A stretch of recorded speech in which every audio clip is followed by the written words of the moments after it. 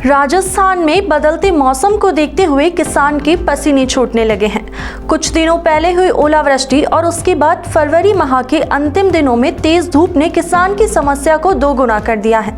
इस बार फरवरी महीने में ही बढ़ते तापमान को देखते हुए किसान की समस्या बढ़ गई है।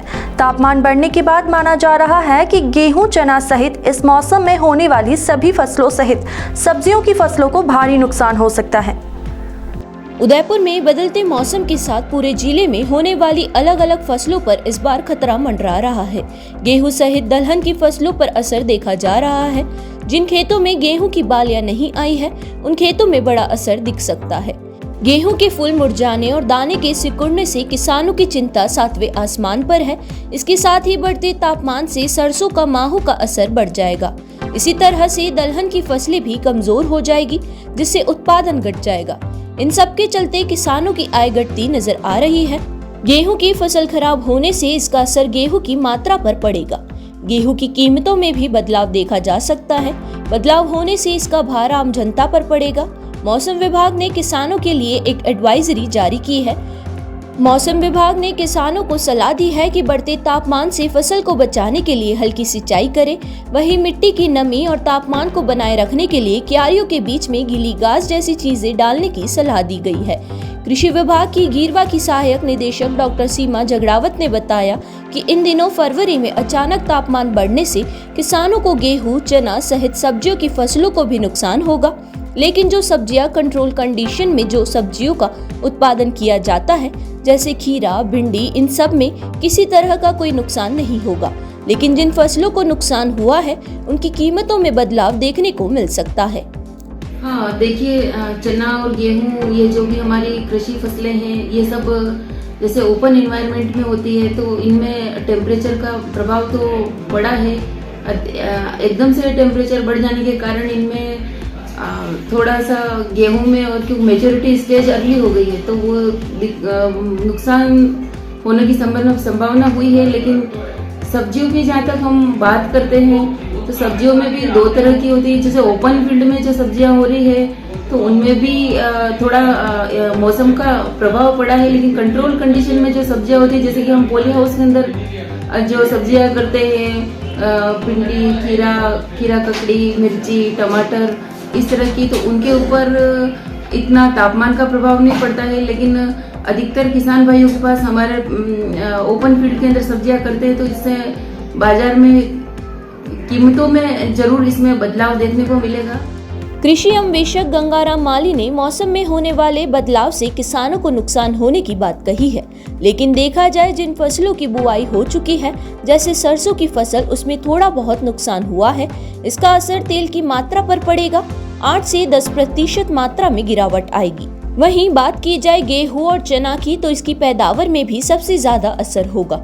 गर्म मौसम के कारण 10 से 15% पैदावार पर असर होगा और गेहूं और चने का वजन कम के साथ छोटा होगा। मुख्य फसलें हैं सरसों, चना और गेहूं। जो इन फसलों में से सरसों में करीब फसल की कटाई हो गई, उसमें तो ज्यादा इतना नुकसान नहीं होगा। लेकिन जो देरी से बोई गई फसलें है सरसों की, उसमें 8 से 10% नुकसान होगा। इसमें सरसों फसल में तेल की मात्रा, दाने में तेल की मात्रा भी थोड़ी बहुत कम होगी और दाने का वजन भी कम होगा, इसलिए इस पे पैदावार पे फर्क पड़ेगा। तो सरसों फसल में 8 से 10% की पैदावार कम होने की संभावना है। चने की फसल भी अभी कट रही है, और चने की फसल में जो लेट सोइंग है, उसमें भी ये टेम्परेचर, जो कि उसको टेम्परेचर की अभी फरवरी महीने में टेम्परेचर की आवश्यकता रहती है 24 से 25, 26, 27 डिग्री तक, जबकि अभी वर्तमान में 32, 33, 34 डिग्री चल रहा है और गर्म हवाएं चल रही है। इससे जो उनका मैच्योरिटी पीरियड है, पकाव अवधि है, वो कम हो गई है। उस कम होने से उसमें दाना प्रॉपर अपने साइज में नहीं बन पाएगा। तो गेहूं की फसल में भी दाने की साइज छोटी होने से और पकाव अवधि कम होने से, दाने की साइज छोटी और पकाव अवधि कम होने से उसमें पैदावार में फर्क पड़ेगा। इधर मौसम विशेषज्ञ नरपत सिंह राठौड़ की माने तो इस वर्ष 10 फरवरी के बाद मौसम में जिस तरह का बदलाव नजर आया, इसका सबसे बड़ा कारण है कि पश्चिमी विक्षोभ सक्रिय नहीं हुआ, जिसके कारण हवा के अंदर नमी नहीं है। लंबे पश्चिमी विक्षोभ के सक्रिय नहीं होने से वातावरण में नमी नहीं होने के कारण फरवरी में गर्मी के तापमान में बदलाव आया है। जलवायु परिवर्तन को दर्शाता है। वहीं अब आने वाले दिनों में तेज हवा का दौर शुरू होगा।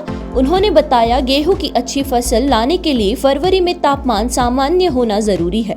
अगर तापमान इसी तरह से बढ़ता रहा तो देरी से बोई गई फसल का 10 से 15% तक नुकसान हो सकता है। गेहूं की फसल को नुकसान कम हो, इसलिए कृषि विभाग ने किसानों को खेतों में नमी बनाए रखने की सलाह दी है। तापमान बढ़ने से फसलों पर कीटों का आक्रमण बढ़ जाता है, क्योंकि कीटों का जीवन चक्र बढ़ जाता है। सामान्य तापमान में अगर कोई कीट 15 दिन जिंदा रहेगा तो तापमान बढ़ने पर उसका जीवन चक्र 1 महीने तक भी जा सकता है। इससे फसलों पर अधिक दिनों तक खतरा बना रहेगा।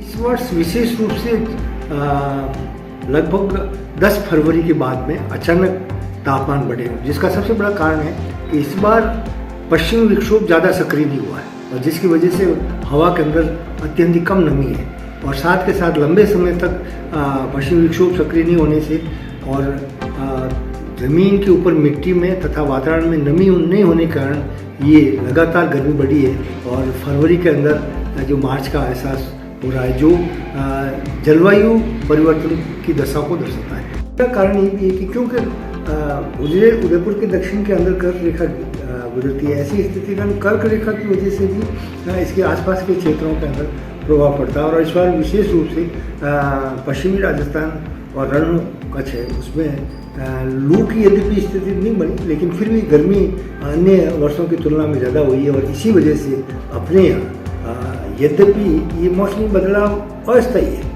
ये लंबे समय तक नहीं चलने वाला है, लेकिन फिर भी इस बार यदि गर्मी ज़्यादा पड़ेगी तो निश्चित रूप से बादल होगी और बादलों की वजह से यद्यपि बारिश तो नहीं होने की संभावना, लेकिन तेज हवाएं चलेगी और अंधड़ का रूप में जो कई बार कुछ क्षेत्रों के अंदर प्रकोप बन सकता है। विशेष रूप से जो मौसमी बदलाव हुआ, यद्यपि फरवरी तक, मैं तो यहाँ तक कहता हूँ मार्च के प्रथम सप्ताह तक है जो ठंड रहनी चाहिए, जिसकी वजह से जो गेहूं की फसल जो बाद में बोई गई है उसके लिए ये सबसे ज़्यादा घातक है। पहले तो ओलावृष्टि से फसलों को नुकसान और उसके बाद मौसम के बदलने से पैदावार कम होने का डर सताने से किसान इस बात को लेकर चिंतित है कि अगर पैदावार कम होती है तो वह कर्जा कैसे चुका पाएगा जो कि उसने फसल बोने से पहले लिया था।